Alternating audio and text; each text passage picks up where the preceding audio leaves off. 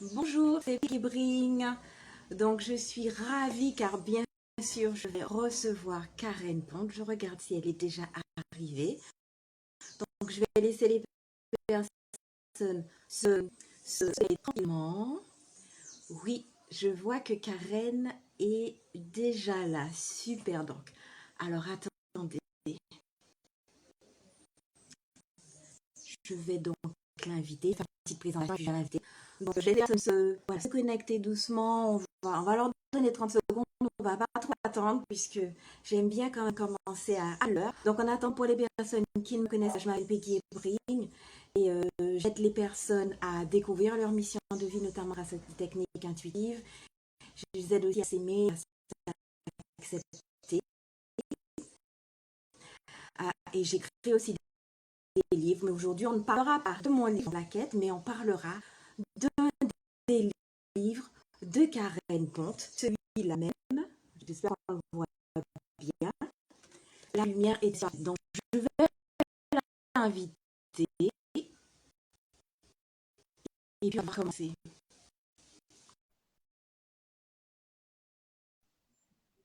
Voilà, on va attendre. Bonjour. Salut, salut Karen, ravie de te recevoir et d'avoir cette interview pour parler de ton livre. Ah, un Ouais, petit rhume, j'ai un chat dans la gorge, n'est-ce comme on pas? dit. Ah, d'accord. Bon, ben ça va alors, la gorge. Ok. Donc, les personnes sont en train de se connecter tranquillement. Mais on va commencer, hein. On va commencer. Alors, pour les personnes qui ne la connaissent pas, eh bien, Karen est auteure, mais c'est aussi une blogueuse, hein. Euh, et elle est aussi écrivaine de nouvelles. Donc, c'est une nouvelliste. Voilà. Donc, aujourd'hui, comme je disais, on va parler notamment de ce livre, hein, qui est sorti en Il est poche. Il y a sorti en combien de temps, poche Karen? le Il y a 7 avril, 3 mois, en 2 mois? poche. 7 avril. D'accord. Ok. Donc, ce n'est pas le dernier livre, mais effectivement, celui-là, il est sorti l'année dernière pour la toute première fois et il est sorti en poche au C'est ça. mois d'avril. Voilà. Donc, je l'ai lu. Je l'ai beaucoup aimé. On va en parler et j'espère que ça vous donnera vraiment envie de le découvrir parce que j'ai trouvé qu'il y avait plein de bonnes choses dans ce bouquin. On en parlera avec Karen. Bon, alors, Karen, est-ce que tu peux nous présenter Oui. ce livre que je tiens ici, que les gens le découvrent? Alors, Est-ce que tu peux nous c'est présenter l'histoire en quelques de mots? Meg. Meg, elle a 40 ans, elle est mariée, elle est mère de famille, elle a 2 enfants, elle est femme au foyer et elle a perdu sa maman quelques mois auparavant lorsque débute l'histoire. Et un matin, alors qu'elle fait du tri dans le grenier de la maison de famille, elle tombe au fond d'un vieux carton sur une pellicule photo qui n'est pas développée, qu'elle décide de faire développer. Et là, elle apprend quelque chose sur sa maman qui va profondément la bouleverser. Et elle choisit en fait de partir en voyage sur les traces de ce qu'elle a découvert, ce qui va être en fait l'occasion pour elle eh bien, de faire aussi un point sur sa vie et notamment sur sa vie de couple et sur sa vie de famille. Ça va être aussi l'occasion pour elle eh bien, de tenter de raccrocher les morceaux avec sa fille, hein, puisque les relations sont un peu compliquées. Et ça va évidemment être aussi l'occasion de comprendre un peu mieux sa maman, au regard du secret évidemment qu'elle a découvert avec la pellicule photo. Voilà. Ok. Donc, un des thèmes de ce livre, c'est Oui, la tout à charge fait. mentale. Donc, Meg, qui est une femme épuisée physiquement, psychiquement, parce qu'elle gère énormément de choses au quotidien. Donc, pourquoi avoir choisi ce thème de la charge mentale pour ce livre? Est-ce que c'est quelque chose dont tu as souffert toi ou qui touche des personnes Alors, qui te sont c'est pas proches? quelque chose dont j'ai souffert moi parce qu'en fait, c'est quelque chose auquel je fais attention depuis longtemps. C'est un thème, je trouve, qui n'est pas tellement représenté dans les romans. C'est une expression d'ailleurs relativement nouvelle, hein, la charge mentale. Je pense qu'on n'en parle pas depuis 20 ans. Hein, je pense que c'est quelque chose d'assez récent. Et j'ai en revanche plein de gens autour de moi, plein de femmes autour de moi, qui sont dans cette spirale-là, en fait, de l'oubli de soi, parce qu'en fait la charge mentale c'est ça, hein, c'est comment est-ce que par les rôles qu'on endosse, le rôle de mère, le rôle de maîtresse de maison, le rôle d'épouse, eh bien on oublie effectivement avant tout notre statut d'être humain, avant même les rôles qu'on endosse, et donc c'est un thème qui me tenait à cœur parce que il y a plein de gens finalement qui sont pas épanouis sans en comprendre vraiment la raison. Et en fait, la raison, c'est qu'ils ont oublié de penser à eux. Et c'est le cas de Meg, en fait, parce qu'effectivement, Meg, elle gère ses enfants, elle gère la maison, elle gère son mari. Elle l'a toujours fait sans jamais se poser de questions. Et là, d'un coup, elle est mal dans ses baskets et elle identifie pas bien pourquoi. Son mari ne comprend pas non plus parce que jusqu'à présent, tout allait bien. Et en fait, son problème à Meg, c'est qu'elle a oublié d'être Meg avant d'être l'épouse, la mère et la maîtresse de maison. C'est ça. Et donc, comment justement, un petit conseil pour les femmes qui ont tendance à se perdre dans leur rôle de s'oublier en tout cas à cause de Oui. leur rôle de mère, d'épouse, etc. Comment faire pour rester Alors, soi et ne pas je crois s'oublier que c'est quand un on vrai est travail. C'est un vrai épouse? travail. Ça veut dire que il faut s'obliger à prendre du temps pour soi parce que ça tombe pas toujours sous le sens, hein, chez les gens. Or, c'est essentiel. On ne peut pas prendre soin des autres si on ne prend pas soin de soi d'abord en premier. Donc, je pense que c'est un vrai travail, c'est une vraie prise de conscience à avoir. Et euh, oui, c'est presque s'obliger à prendre ce temps-là, à mieux se connaître, parce qu'il y a aussi, ça c'est aussi un vrai travail, hein, de mieux se connaître pour identifier ce qui nous fait du bien, ce qui nous fait pas du bien, et aller effectivement vers ce qui nous fait du bien, vers ce qui nous anime, vers ce qui nous fait envie, et essayer de développer cette partie-là. Donc vraiment, je pense que c'est un vrai travail sur soi d'abord à faire, et puis ensuite, c'est se le rappeler tous les jours qu'il faut pas s'oublier. Je crois que vraiment comme un mantra un peu. Oui, effectivement, c'est vrai que c'est important et c'est pas toujours évident surtout pour les Oui, mamans qui sont plus des mamans et c'est solo, hein, encore c'est pire, d'autant plus effectivement, pour une maman difficile solo qui est toute seule. de faire ça. Alors, après, effectivement, une maman solo, elle peut pas dire, bah, tiens, je pars 15 jours et puis je balance les enfants je ne sais où. Mais l'important pour elle, c'est de se dire, je sais pas, moi, quand les enfants sont couchés le soir, est-ce que je prends du temps pour lire un bouquin si j'ai envie de lire, prendre un bain, enfin voilà, dire du temps pour soi, à soi, en fait. Et donc ça, c'est vraiment parce que Au c'est ce qui quotidien. permet de tirer les ressources, quoi, parce que sinon, c'est dur. À force, on s'épuise pour les autres. J'ai aussi eu le sentiment, tu me diras ce que tu en penses, que un des soucis de Meg, c'est sa difficulté à dire non et à ne pas savoir vraiment poser des limites, entre guillemets. C'est-à-dire que peut-être parce elle est tellement rentrée dans ce rôle de femme au foyer et Oui, elle est rentrée dans le moule, elle a oublié en fait peut-être les limites de qui elle était et ça devient difficile pour elle de oui, dire non, cette fameuse exactement. Et puis, chemise en fait, elle est. bleue là. Son mari pense qu'elle est à la maison. Donc, comme elle est à la maison, en fait, c'est normal qu'elle fasse tout. Donc, il y a un côté un peu. Lui, il se dit, en fait, oui, elle est disponible. Alors, elle peut être disponible pour certaines choses, mais ça ne veut pas dire qu'elle doit être disponible pour tout. Et en tout cas, ça ne veut pas dire Oui, qu'elle ne doit plus être disponible pour elle-même, en fait. Et c'est vrai que là, le coup de la chemise, effectivement, il lui dit, ah, pour le dîner, je veux absolument mettre cette chemise alors qu'il en a mis l'autre. Et elle dit, mais elle a d'autres trucs de prévus. Et en gros, il lui fait comprendre que, bon, quand même, lui, il travaille, il a un vrai travail, et elle, non. Donc, il y a aussi rappeler que quand on est mère au foyer, c'est aussi un travail, en fait. C'est-à-dire que la journée, etc. C'est aussi du travail. Oui. C'est pas un travail en extérieur, mais c'est un travail en intérieur. Et que, eh ben, on est aussi fatigué à l'issue de sa journée de travail et que finalement, lui, quand il rentre, c'est comme s'il avait fini sa journée de boulot. Alors que elle, sa journée de boulot, elle dure 24 heures, quoi. Puisqu'elle est tout le temps, elle doit faire des petits plats, il reçoit du monde, elle doit se faire jolie. Les enfants ont une kermesse, il faut qu'elle fasse des cookies. Enfin, voilà, ça ne s'arrête jamais. Et quand elle s'en plaint, Voilà. effectivement, lui, il lui dit, oui, moi, j'ai un travail. Il y a vraiment un côté très, très aussi dévalorisé, en fait, de ce rôle-là qui est le sien et qui lui prend son temps, lui prend son énergie. Et en plus, n'est pas très reconnu ni valorisé puisque sa fille lui parle plus.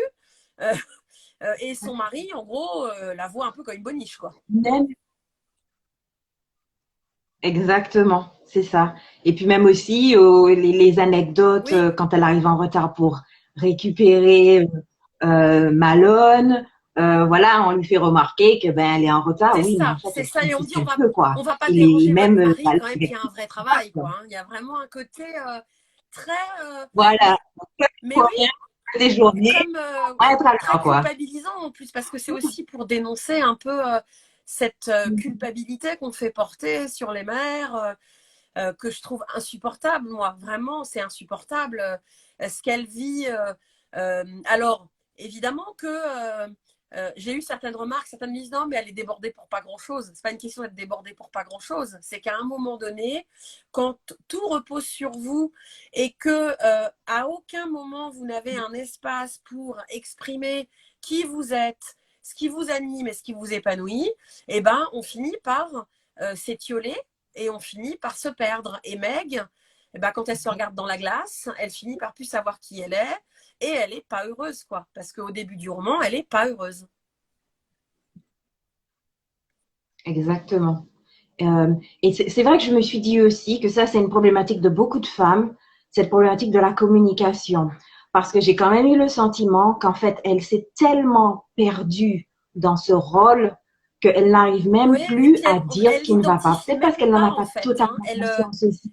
Elle l'identifie même pas puisqu'il y a tout un passage du roman où quand son mari lui dit est-ce que tu veux de l'aide, est-ce que tu veux que je t'aide, et ça l'énerve sur le coup et elle comprend pas pourquoi ça l'énerve parce qu'elle se dit mince c'est gentil, il m'a proposé de l'aide et elle en parle donc à son ami Romy qui lui dit mais c'est normal que ça t'énerve parce que te proposer de l'aide sous-entend que c'est à toi de faire.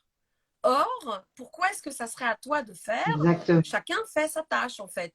Et c'est vrai qu'elle elle identifie Là, il pas devait y les avoir des choses, responsabilités elle voit partagées. pas, elle comprend pas, elle a l'impression que c'est son rôle. Et donc, c'est aussi pour ça que son mari comprend pas non plus, je crois. Parce qu'en fait, elle a toujours fait ça depuis des années. Et là, d'un coup, ça va pas bien. Et lui non plus, je crois, comprend pas trop pourquoi. Et du coup, il a des mots très malheureux, hein, parce que lui, il est ignoble avec elle. Il lui balance des horreurs. Oui. Et tout ça, effectivement, faute finalement pour chacun d'avoir identifié la problématique et d'avoir mis des mots dessus. Ce que Meg va finir par faire, évidemment, le voyage qu'elle entreprend, ça va lui permettre de comprendre tout ça et de réaliser à quel point elle avait oublié d'être elle-même, quoi. Justement, j'ai trouvé très intéressant cette thématique du voyage, parce qu'effectivement, les Romy, la fille de Meg et Meg Oui. partent en voiture jusqu'en Bulgarie, donc elles font plusieurs étapes. Et je me suis dit, est-ce que le voyage, c'est quelque chose qui te tient à cœur? Parce qu'on a un peu l'impression que, est-ce qu'il faut partir Alors, pour pouvoir se trouver? Il y a même cette thématique du voyage oui, dans ton dernier oui. livre. Bon, c'est pas aussi loin, mais Alors, voilà, il est-ce m'arrive que là, pour le une coup, je aventure, pense quoi. que c'était nécessaire. Ça veut dire que c'est un pas de côté, en fait. Il y a besoin d'une mise à distance. Pour moi, le voyage, là, c'était un moyen pour elle de se sortir de ce quotidien pour pouvoir mieux le regarder. Donc, effectivement, le voyage permet ça. Et surtout, ça me permettait, en fait, de créer un huis clos entre les personnages. J'avais besoin que Meg, elle ait du temps avec sa fille pour pouvoir parler avec sa fille. J'avais besoin que Meg, elle ait du temps pour pouvoir comprendre un certain nombre de choses. Et donc, le voyage permet ça. Effectivement, ça permet cette mise à distance. Hein, souvent, on dit quand on a la tête dans le guidon, c'est difficile de voir. Et en fait, il faut pouvoir relever la tête, grimper une marche pour regarder du dessus, etc. Effectivement, le voyage, en partie, permet ça. Tout à fait. Euh, voilà, oui. Alors, et toi, dans ta vie, justement, est-ce que le voyage, c'est quelque chose que tu aimes beaucoup? Je me suis d'ailleurs posé la question, est-ce que c'est des villes dans lesquelles tu es allé toi-même et tu Alors, as épuisé tes certaines, souvenirs, ouais, ou bien c'est Google, c'est certaines Google villes, qui ça t'a m'a donné la beaucoup réponse? amusée parce que donc, elle s'arrête d'abord à Thonon-les-Bains. Thonon-les-Bains, c'est une ville où j'ai l'une de mes meilleures amies Mhm, qui vit. Donc, du coup, j'en ai profité. Ensuite, elles vont en Italie. Et donc là, j'ai profité. Moi, j'y suis allée une fois en Italie il y a maintenant 3 ans, juste avant le Covid. Et je suis tombée amoureuse de ce pays. J'ai trouvé que c'était superbe. Et du coup, j'ai utilisé mes souvenirs pour Vérone et Venise, évidemment, hein, puisque j'y étais allée. Par contre, tous les autres pays qu'elle mhm. traverse après, je ne les connais pas. Donc là, j'ai fait des recherches, etc. Mais la première partie du chemin, j'ai utilisé effectivement mes souvenirs, ce que j'ai pu ressentir, et c'est assez chouette, quoi, de pouvoir utiliser ça.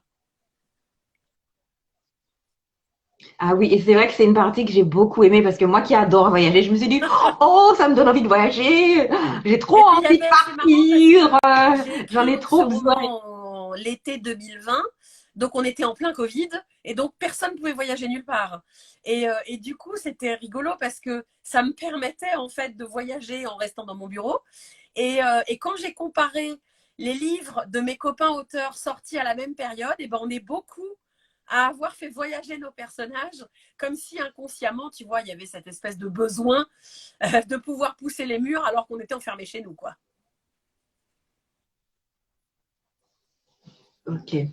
Alors, une petite chose aussi. Alors, ça va peut-être surprendre les personnes qui nous regardent, mais mon personnage préféré Oui, c'est dans le Romy. livre, c'est pas Oui, bah Meg, oui. c'est Romy.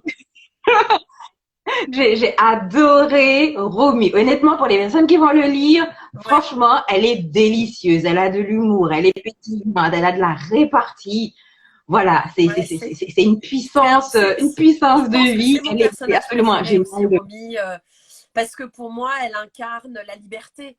Romy, c'est une femme libre. Elle est libre dans sa manière de penser, elle est libre dans sa manière de conduire sa vie. Elle est libre effectivement dans ses propos, elle a beaucoup de réparties, elle est très drôle, elle est très lumineuse, elle porte des robes colorées, elle est vraiment, c'est un très chouette personnage et ce personnage-là, il permet à Meg de briller en fait. C'est pour ça que souvent on dit que c'est un personnage secondaire, mais en fait, le personnage secondaire, il est essentiel. Sans elle, l'histoire n'a pas la même saveur, quoi. Donc c'est un vrai. Moi, j'aime beaucoup Romy et je me dis qu'un jour, il faudra que j'écrive un roman où ça soit elle qui soit au centre, tu vois.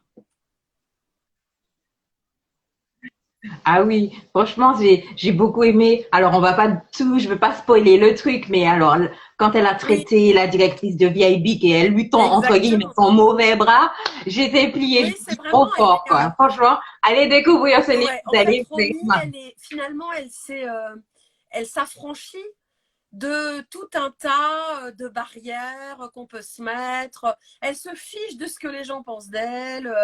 Elle peut s'imposer si elle décide qu'il faut s'imposer. Elle rentre sans frapper chez Meg. Enfin, vraiment, elle est voilà, c'est la liberté absolue. Et c'est vrai que c'est une une boule de fraîcheur du coup et elle est très drôle parce que moi j'adore les gens qui ont de la répartie. Donc j'ai créé un personnage avec beaucoup de répartie. C'est vrai que je me suis dit, waouh, j'aurais aimé Ah ben avoir ce oui, mais culot j'aimerais aussi parfois, ça. ce culot et cette audace. J'aimerais aussi, et moi j'ai de la répartie 3 heures après, tu vois. C'est-à-dire que au bout de 3 heures, je me dis ah j'aurais dû dire ça. Bon, c'est raté. Et quand j'écris, je peux réfléchir. Pardon. Quand j'écris, au moins j'ai le temps de réfléchir à la répartie qui sort. Et du coup, c'est chouette, quoi. Et c'est vrai que créer des personnages avec de la répartie, c'est chouette.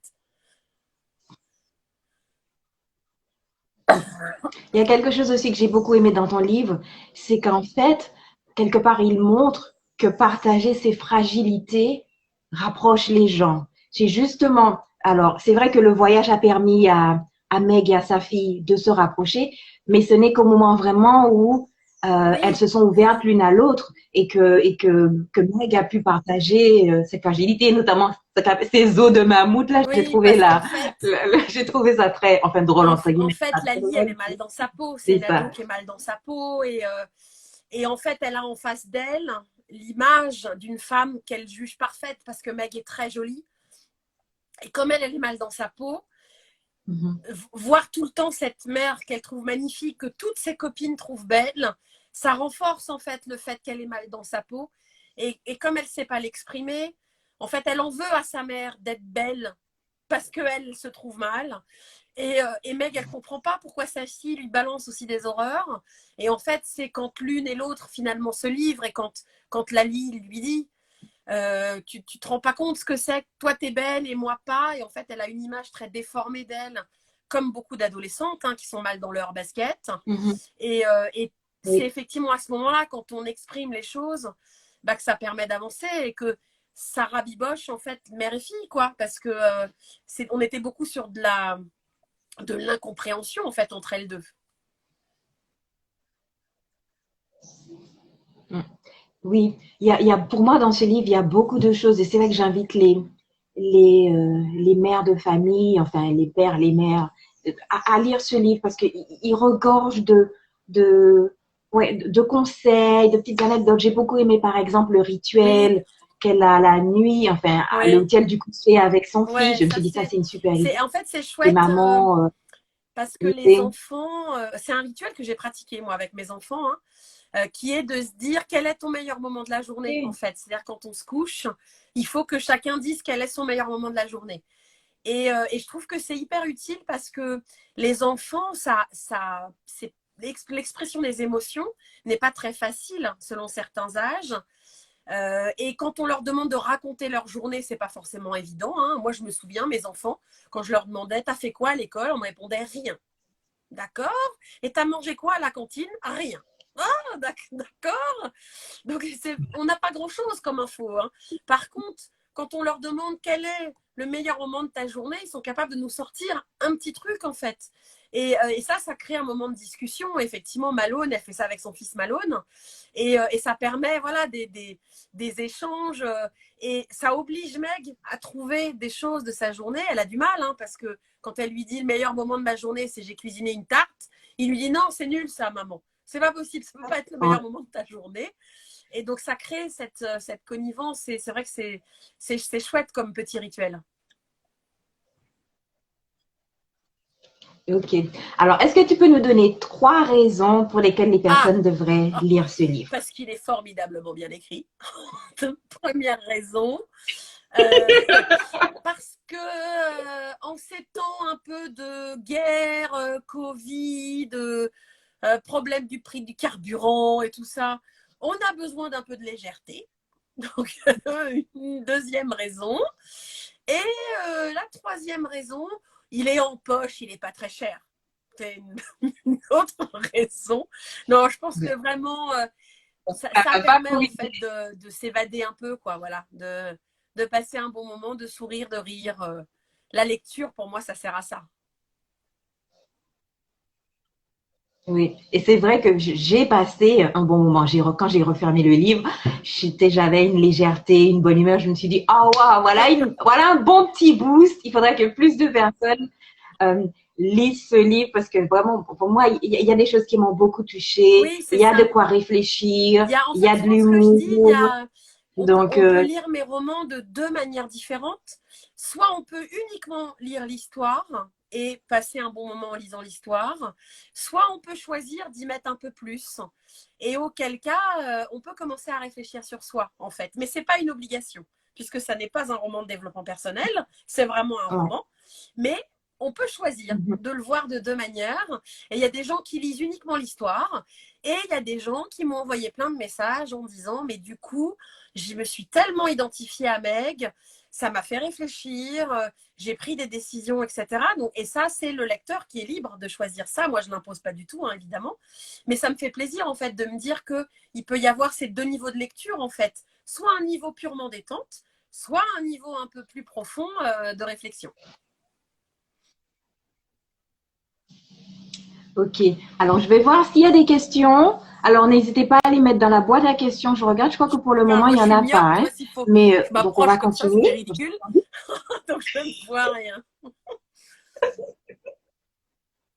Donc, non, pour le moment, il n'y a pas de questions, mais n'hésitez pas à les mettre dans la boîte. Moi, je regarde, hein, je moniteur la boîte à questions. Et puis, comme ça, je les poserai à Karen. OK, on va faire un petit jeu, comme j'aime bien les petits jeux, c'est tout simple. Donc, tu vas me dire ce qui te vient. Je vais te donner un mot, un objet, quelque chose, Ah, et tu vas me d'accord. dire ce qui te vient en premier dans la tête. Donc, Une fleur, la une tulipe. fleur, C'est ma fleur préférée. Comment? OK, une ville, Ouais, ah, ta fleur New préférée. York. Une ville, Parce que c'est ma ville préférée partout New au York. Tu es monde. déjà allé? D'accord. Un Un animal, animal, mon chien, ma chienne plutôt, parce que c'est une femelle. Ouais. d'accord. OK. Une couleur, Une couleur, le jaune. J'aime le jaune. Je trouve que c'est gai. ah, ça Ouais, j'aime m'étonne le pas. jaune. Soleil, J'achète c'est des tas de gay, c'est sacs à main et soleil. tous les ans, j'achète des sacs à main jaunes alors que j'en ai plein. Je sais pas. Le jaune m'attire. Je trouve que c'est lumineux, c'est beau, c'est voilà. Donc le jaune. OK. Et alors, une de tes qualités, une de tes forces. Force, Je t'es dirais l'enthousiasme. Je suis quelqu'un de très enthousiaste. Je m'enthousiasme vite pour des choses. Ouais, tu vois, l'enthousiasme, la positivité, tout ça, c'est des trucs que j'ai travaillé. Donc, ouais, l'enthousiasme. Et donc, à l'inverse, un défaut, une faiblesse. Je dirais l'impatience. J'ai pas beaucoup de patience. Ouais, j'aime L'impasse. pas quand ça traîne. J'ai envie que ça aille plus vite. Voilà. Je dirais l'impatience. OK. Donc, un film qui t'a marqué. Un seul, oh, il y en a tellement, mais je dirais Love Actually quand Ou même. alors un film Love que tu Actually parce recommandes. que, ouais, Love parce que je Actually. pense que je le Ah, regarde tous les ans, plusieurs fois par an, que j'adore ce film. Pour moi, il y a tout dedans. Il y a l'émotion, l'humour, Hugh Grant, voilà, vraiment, ouais, Love Actually. OK. Et donc, un objet dont tu ne Mon pourrais te téléphone portable. passer. C'est triste, hein, mais c'est-à-dire que sur ce téléphone, en fait, je fais tout le temps. Les réseaux, les mails, les photos, ouais, mon téléphone. Je crois que vraiment, j'aurais aujourd'hui, je le perdrais ou il serait en panne et tout, ce serait terrible. Et alors, un rêve que tu aimerais Un accomplir, rêve. réaliser. Ah, j'en ai accompli pas mal ces derniers temps. Alors, je dirais, dans les rêves un peu accessibles, il me reste à accomplir, aller passer du temps à New York à Noël. Que ça, je n'ai pas fait encore. Je suis allée à New OK. York en Et avril et j'adorerais y aller parce que je suis une dingue de Noël, évidemment. Donc, j'adorerais y aller en décembre. Alors, on va dire ça. OK. Et une mauvaise habitude Ah, une que tu mauvaise aimerais habitude. Il y a perdre. tellement des mauvaises habitudes. Qu'est-ce que je pourrais dire? Ne pas ranger mon bureau qui est toujours dans un bazar insupportable. Voilà. Donc, super. Merci, Karen. Alors, on approche. Oh, il nous reste encore quelques petites minutes, donc j'ai encore des questions pour toi. Donc, les personnes qui nous suivent, si vous avez des questions, n'hésitez pas à les mettre dans la boîte. Je voulais aussi que tu nous parles de toi en tant qu'autrice. Est-ce que tu as un rituel d'auteur? Comment ça Alors, se passe pour toi, l'écriture? souvent je dis que j'ai pas de rituel, mais en fait, quand j'y réfléchis, j'écris quand même tout le temps de la même manière. Donc, c'est que je dois quand même avoir des rituels. J'écris dans mon bureau. Je pourrais écrire ailleurs, mais c'est vrai que je suis bien dans mon bureau en bazar. Voilà. Donc, je sais pas. Le bazar doit me sécuriser. Hein, donc, je suis dans mon bureau en bazar. J'écris sur mon ordi directement, mais j'ai quand même un carnet à côté de moi où il m'arrive de noter en fait des idées de scènes que j'ai qui viendraient plus tard ou des choses comme ça. Mais sinon, je tape directement à l'ordinateur. J'ai souvent de quoi grignoter à côté de moi. Ça m'aide pour l'inspiration. J'ai souvent ça. Et je n'écris pas en musique parce que si je mets de la musique, invariablement, je chante. Et si je chante, ça me déconcentre. Donc, j'écris dans le silence. Alors, c'est triste hein, parce que j'aimerais mettre de la musique, mais voilà, je ne peux pas m'empêcher de chanter. Donc ouais, ça va être. Après, j'écris, je peux écrire le matin, l'après-midi, le soir. C'est assez variable. Euh, j'ai pas une grosse capacité d'écriture par jour. Souvent, quand j'écris 2-3 heures, je suis rincée et donc je m'arrête là. Voilà, on va dire pour les rituels d'écriture, voilà. Et est-ce que tu as un projet en cours? Est-ce que tu as un livre en cours? Ou quels sont tes Alors, projets en cours? j'ai un prochain roman qui sort le 13 octobre, hein, qui est donc une comédie de Noël, qui est déjà terminée d'être écrite et que je suis en train justement de faire les corrections là. Et j'ai déjà entamé l'écriture du roman 2023 qui paraîtra en avril 2023. J'ai écrit un petit quart, on va dire. Et il faut que je m'active parce que je dois le rendre le 30 septembre. Donc, ça va commencer à arriver vite. Voilà, donc ça, c'est dans les projets, enfin, les actualités en cours. Ok. Et donc, quand tu écris, est-ce que tu es le genre de personne qui fait son plan avec ses différents chapitres? Donc, tu sais comment ça commence, tu sais comment ça finit, et en gros, les Oui, points importants de l'histoire avant de commencer, ou tu y architecte vas ou jardinier, comme quoi. ça? C'est ça la question. Euh, Entre les deux, en fait. J'ai pas un plan hyper détaillé parce qu'en fait, je sais pas faire ça. Donc, j'ai des fiches personnages hyper détaillées où je prends le temps de faire connaissance avec mes personnages avant de commencer à écrire. Donc, ça, effectivement, c'est détaillé. Et après, en fait, j'ai souvent le début. J'ai une idée de la fin, mais pas toujours. Ça m'arrive de pas savoir comment je vais terminer.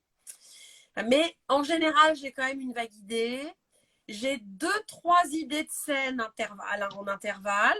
Et ensuite, ça me vient beaucoup en écrivant, en fait. C'est-à-dire qu'à partir du moment où j'ai lancé la machine d'écriture, les scènes, la chair de l'histoire m'arrive en écrivant. Et donc là, je note. En fait, quand j'ai une idée de scène pour plus tard, je la note. Mais j'ai pas du tout, tu vois, je sais pas à l'avance combien il y aura de chapitres, combien il y aura de scènes et tout, puisque l'écriture m'apporte ça, parce que c'est en écrivant qu'on a des idées. Hein, donc, et la fin peut évoluer. C'est-à-dire que du coup, entre l'idée que j'avais de la fin avant d'écrire et ce que j'avance, et ben, ça peut modifier la fin de l'histoire. Toi, typiquement, pour La lumière était si parfaite, je n'avais pas de fin. Je ne savais pas comment ça allait finir.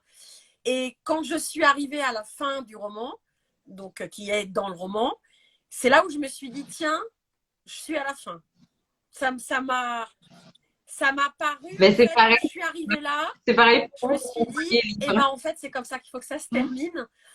Et toi, je ne savais pas avant, je ne savais pas si elles allaient rentrer, s'il allait avoir d'autres décisions avec son mari et tout. Mais quand j'ai écrit la dernière phrase du roman, j'ai su que c'était la dernière phrase.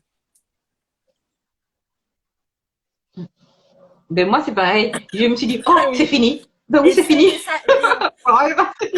Et en fait, quand c'est fini, le roman, rien n'est vraiment fini, puisque on ne sait pas du tout ce qui va se passer derrière, comment ça va s'arranger pour Meg, etc. Mais j'ai eu l'impression à cette dernière phrase que c'était là qu'il fallait que je m'arrête. Parce que voilà, je l'ai ressenti comme ça, quoi. Je me suis dit, bah, ça fait une belle fin. Et finalement, c'est très ouvert après. C'est très libre à chacun de penser. Et on m'a dit, mais oh, il faudrait écrire le retour. Donc ça, j'ai hésité pendant un temps à me dire, il faudrait que je fasse un retour, mais sous l'angle de Romy. Ça serait rigolo, en fait, de faire le retour dans l'autre sens. Parce que Ouais. Romy, il faut savoir que c'est une fan de Sissi, puisqu'elle s'appelle Romy en hommage à Romy Schneider. Et elle voudrait passer par l'Autriche, elle voudrait passer par la Hongrie, tous ces endroits où Sissi a vécu. Et donc, pendant un temps, je me suis posé la question. Je me suis dit, tiens, ça pourrait être rigolo, en fait, d'écrire un autre roman sous l'angle de Romy sur le chemin du retour, quoi. Bon, en tout cas, si tu l'écris, je le lirai avec plaisir parce que j'ai hâte de voir un petit peu, Ouais, alors de connaître un peu qui est plus sûr, c'est qu'un jour, il y aura un l'histoire roman de sur Romy. Romy. Vraiment, c'est un personnage que j'aime infiniment. Donc, Un jour, j'écrirai une histoire pour elle. Ok. Alors, dernière question. Tu as eu deux expériences, Oui. l'expérience auto-éditée et l'expérience maison d'édition. Alors, qu'est-ce que tu recommandes aux personnes? Dans quel cas tu conseillerais plutôt l'auto-édition et dans quel cas tu conseillerais Alors, pour moi, la ça maison s'oppose d'édition? pas en fait, hein. C'est plutôt l'auto-édition qui permet d'accéder à l'édition tradie. C'est plutôt dans ce sens-là que je le vois, c'est-à-dire que tu peux commencer par envoyer des manuscrits à des maisons d'édition traditionnelles et tu peux avoir la chance d'être lu et d'être sélectionné. Mais il faut savoir que les maisons d'édition reçoivent énormément de manuscrits qui ne sont pas toujours tous lus, etc. Donc c'est vrai qu'il y a une espèce de roulette un peu ici que tu ne maîtrises pas. Donc, si tu veux être sûr de maîtriser le bazar, l'auto-édition te permet de maîtriser parce que tu édites, tu fais ta com, tu te fais lire par les lecteurs et en fait, tu as tout en main. Donc, l'auto-édition permet pour moi, en fait, finalement, presque d'obliger éventuellement l'édition traditionnelle à te regarder, quoi. Donc, c'est plutôt, tu vois, je ne le vois pas comme dans un cas de l'auto-édition et dans un autre cas de l'édition. Si tu rêves d'édition traditionnelle, l'auto-édition peut y aider, en fait. C'est plutôt ça, tu vois. Et moi, c'est mon cas, hein, pour le coup. Mon premier livre a été auto-édité. Il a très bien marché et c'est ce qui a fait qu'une maison d'édition s'est intéressée à moi, en fait. Et les choses se sont enchaînées comme ça. Et je pense, je le vois comme un tremplin, tu vois. Ça peut être un tremplin, ça peut être un bon moyen d'avoir des retours de lecteurs. Quelqu'un qui cherche des retours de lecteurs, l'auto-édition, c'est super pour ça parce qu'en fait, on met ça en ligne et il y a énormément de lecteurs qui lisent de l'auto-édition. Donc, ça permet ça. C'est un chouette point de départ, l'auto-édition. Par contre, il faut tout faire tout seul. Donc, ça veut dire qu'il faut avoir de l'appétence pour la mise en page, par exemple. Il faut avoir de l'appétence pour de la correction de manuscrit. Il faut essayer que le manuscrit soit le plus propre possible en termes de fautes d'orthographe, etc. Il faut faire sa couve, voilà, il faut faire ça tout seul. Mais c'est un bon tremplin. Oui, oui, effectivement. Alors, on a une question du public. Parvenez-vous à écrire lors des périodes de salon du livre? Ce doit être épuisant Alors, c'est vrai que émotionnellement. pendant les périodes de promo, c'est pas le plus évident. J'avoue, moi, comme j'écris 2 romans par an, j'ai 2 grosses périodes de promotion, hein, qui s'étalent d'avril à juin pour la première et on va dire, mi-septembre à mi-décembre pour la deuxième. Hein, donc, c'est quand même des gros temps. Et quand je suis partie tous les week-ends, parfois en semaine, c'est vrai que c'est rude. Quand je rentre d'un salon, par exemple, je sais que le lundi, c'est une journée off. Je suis dans un état, on dirait un bulot sur le canapé. Donc, c'est vraiment, c'est hyper compliqué. Donc, ça veut dire qu'il faut s'organiser effectivement des temps d'écriture, quoi, en tenant compte de ces phases de fatigue que représentent les salons.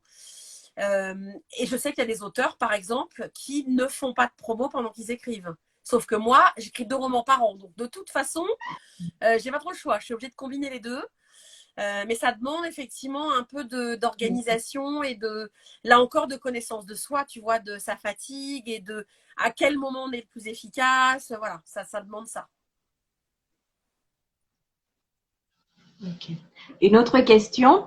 Comment es-tu devenue romancière, Alors, Karen? comment je suis Question de devenue Lily. romancière? Alors, Oui, c'est c'était un ça. rêve de gosse déjà, que j'ai réalisé très tardivement. D'abord en ouvrant un blog, hein, puisque j'ai d'abord écrit sur un blog que j'ai ouvert en 2013, sur lequel j'ai écrit pendant, on va dire, 3-4 ans, de manière très assidue. Et en fait, l'écriture du blog m'a donné confiance dans l'écriture. Et j'ai écrit beaucoup, beaucoup de nouvelles, hein, sur ce blog. Et en écrivant des nouvelles, et ben effectivement, je me suis dit, tiens, peut-être que je pourrais faire des romans. Alors que ça me paraissait très insurmontable avant d'écrire un roman. J'avais l'impression de devoir gravir l'Everest. Et finalement, en prenant le blog, en écrivant des nouvelles, en ayant de l'imagination et tout, ça a libéré un peu ça. Donc, j'y suis venue par là, en fait. D'abord par ce blog et puis ensuite par le fameux Un merci de trop, qui est mon premier roman, que j'ai d'abord écrit sous forme de nouvelles sur le blog. En fait, c'était des épisodes chaque vendredi. Et j'avais pas l'impression d'écrire un roman, donc du coup, ça m'a pas stressée. Et c'est une fois que j'ai terminé l'histoire que je me suis dit, tiens, on dirait un roman. Et puis, peut-être que tu as écrit un roman, dis donc. Et en fait, voilà, c'est venu comme ça. Et depuis, bah, je n'ai pas arrêté. Ah, et dernière petite question. Alors, je regarde, je vois pas d'autres questions. Ça fait déjà 40 minutes, hein, donc on a dépassé déjà de 10 minutes le temps. Ah, une autre question. Où trouves-tu ton Alors, inspiration? Donc, c'est bien, ouais, les langues se délient, c'est des l'inspiration, questions c'est qui en fait, arrivent. c'est marrant parce que quand on n'écrit pas, on a l'impression que l'inspiration, il y a une espèce de fluide magique, tu sais, qui te tombe dessus et tout. Et en fait, quand tu écris, l'inspiration, c'est la vie de tous les jours. C'est vraiment tout et rien dans la vie de tous les jours. La seule différence, c'est que le fait d'écrire t'entraîne à repérer dans la vie de tous les jours ce qui peut être source d'inspiration. Donc c'est plutôt ça. C'est-à-dire que maintenant que j'écris, je vais choper des choses qui étaient déjà là avant, mais qui avant ne me percutaient pas, tu vois, j'en faisais rien. Alors qu'aujourd'hui, quelqu'un va me dire un truc, je vais voir un truc à la télé, je vais lire quelque chose, et aussitôt, mon cerveau va le choper et va tricoter autour l'imagination, en fait. Donc c'est vraiment la vie de tous les jours. Et plus j'écris, plus j'ai d'imagination, plus tout est source d'idées. Et je me souviens très bien quand j'ai commencé le blog, j'avais envie d'écrire un billet à la minute, tellement ça me venait. Parce qu'à force d'écrire, c'est comme un sportif, hein, tu sais, quelqu'un qui s'entraîne, qui veut faire un marathon, il court d'abord 100 mètres, puis 200, puis 300, puis 1 kilomètre, puis 10. C'est exactement pareil, en fait.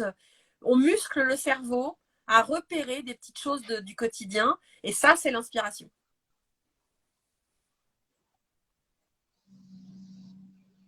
Ah. Alors, une autre question d'Anne-Françoise. Le conseil à un auteur. Donc, quel est le conseil que tu donnerais à Alors, un le auteur? conseil que je donne toujours, c'est écrire, écrire, écrire et ne pas se poser de questions, en fait.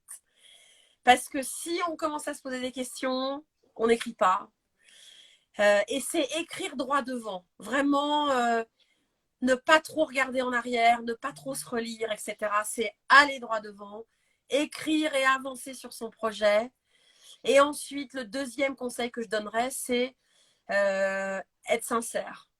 Faut écrire avec sincérité. Faut pas chercher à écrire comme on pense que les gens vont aimer, ou il faut pas chercher à raconter l'histoire qu'on pense que les gens vont aimer. Non, faut écrire l'histoire qu'on a envie d'écrire et faut l'écrire comme on a envie de l'écrire.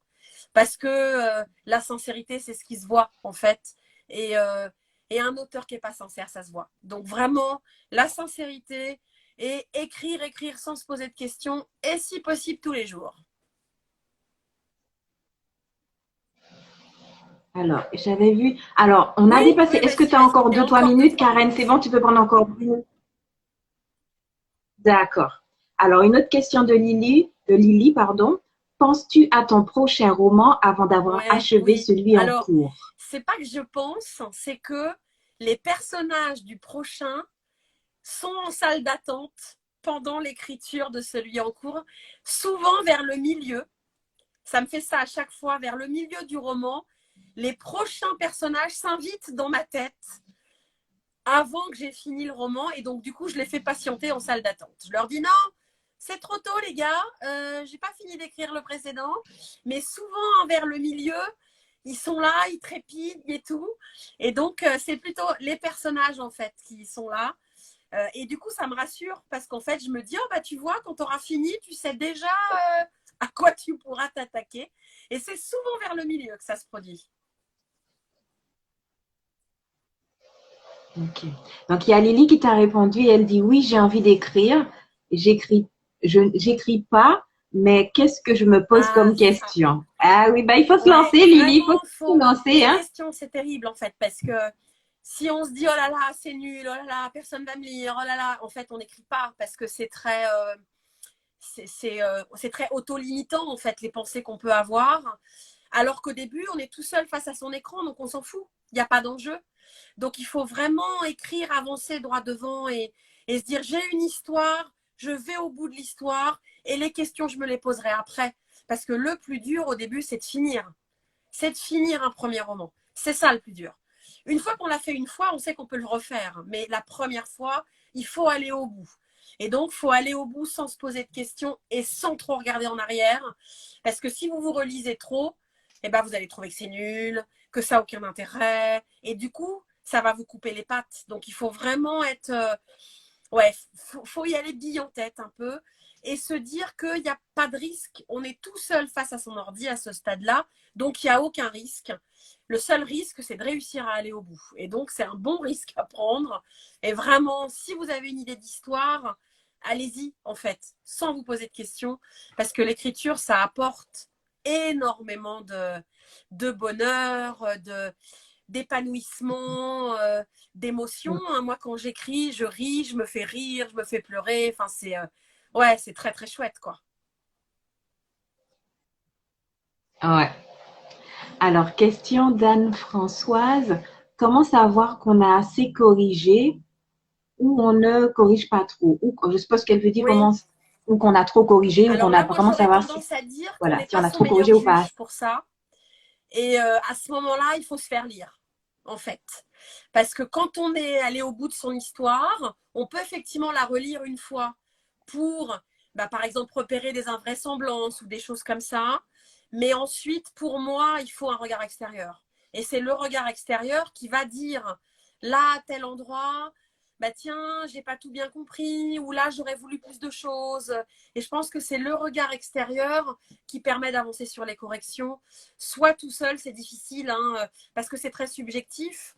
Effectivement, on pourrait retravailler pendant des heures un paragraphe, mais ça reste très subjectif. Si ça se trouve, la première version était tout aussi bonne que la dernière version qu'on a travaillée depuis 10 heures. Donc c'est vrai qu'à un moment donné, il faut pouvoir faire rentrer un regard extérieur.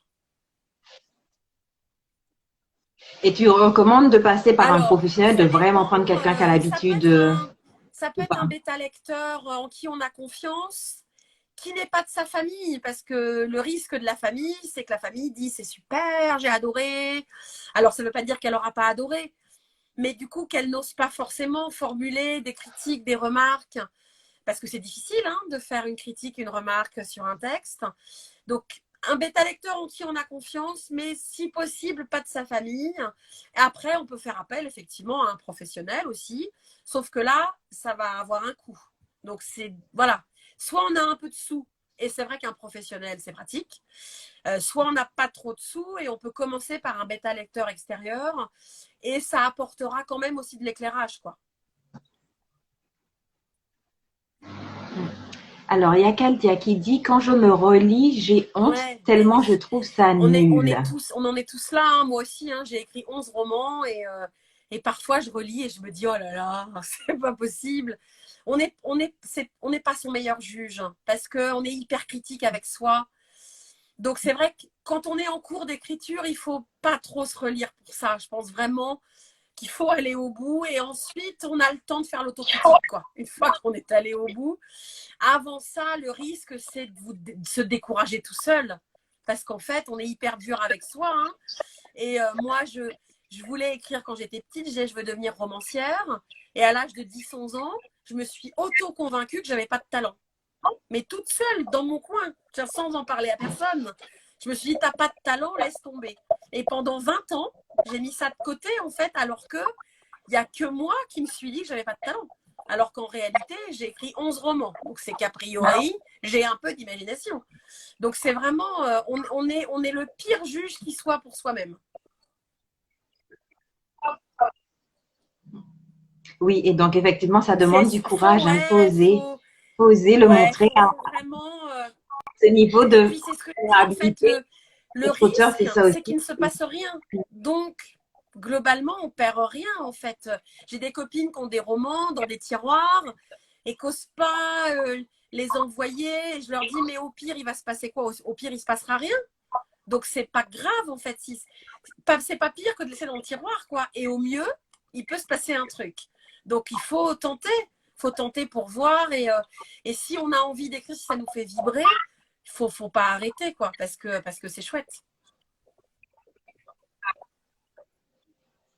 Ok, super. Bon, Eh ben, ben, merci merci à toi. beaucoup, Karen, pour ton temps, hein. On va passer là. Donc, ça fait déjà quasiment 50 minutes, hein. Eh Donc, ben, merci beaucoup. J'ai été ravie de discuter avec toi et puis de présenter ce livre que j'ai beaucoup aimé. Je vous le remontre, hein. La lumière était si parfaite. Voilà. Donc, où est-ce oh qu'on peut le bah, dans trouver? oui, toutes les Librairie, bonnes Amazon, je suppose. librairies, a priori, que ça soit librairie physique ou e-librairie, tout ça, on trouve partout. Voilà. Donc, et comme vous voyez, Oui, il est en poche, comme je disais au début. Donc, vous l'avez pour les vacances, c'est ça. dans le Et sac, pas très très cher, pratique. donc Allez, bon livre que en, vous pouvez en lire à la ces temps de compliqués de pouvoir d'achat, le poche, c'est pas trop cher.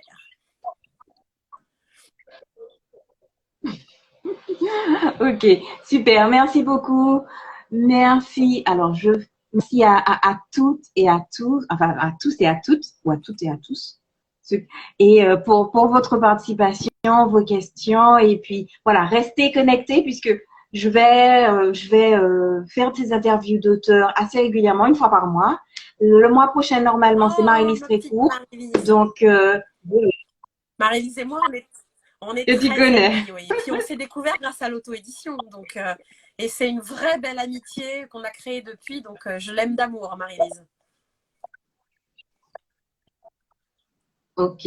Bon, ben super. Merci Ben, beaucoup. merci Et à puis donc, à toi. très Et bientôt. puis, Et puis, on reste bon connectés. Bisous. après-midi Beaucoup d'amour à à la tous. Martinique, hein, c'est ça? Il est quelle heure chez toi? 14h? Oui, c'est ça. C'est Ben ça. là, Ben il moi, est il est 13h51 19h51. Donc, je vais pas minutes. tarder à aller faire à manger. Voilà. D'accord. Bon, eh ben, Merci. bon Au appétit revoir, alors. Et puis, Cathy. bonne Au soirée. revoir tout le monde. Merci. Bye bye.